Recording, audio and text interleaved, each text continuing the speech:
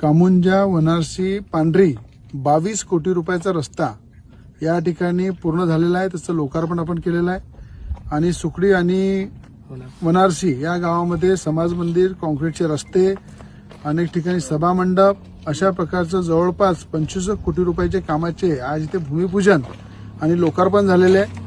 आपल्या समक्ष संपूर्ण नागरिकांच्या उपस्थितीत अत्यंत आनंदाचं वातावरण, या ठिकाणी मोठ्या प्रमाणात उत्साह आणि सगळ्यांच्या मनामधली अनेक दिवसाची जी इच्छा आहे की हे रस्ते झाले पाहिजे, हे कामं झाले पाहिजे, हे खऱ्या अर्थानं आचारसंहितेच्या आधी पूर्ण करून लोकांच्यासाठी हे रस्ते सुरू केले, समाज मंदिरचे लोकार्पण केले, अनेक ठिकाणी काँक्रीटचे रस्ते केले आणि आज करतो नाही करून दाखवलं।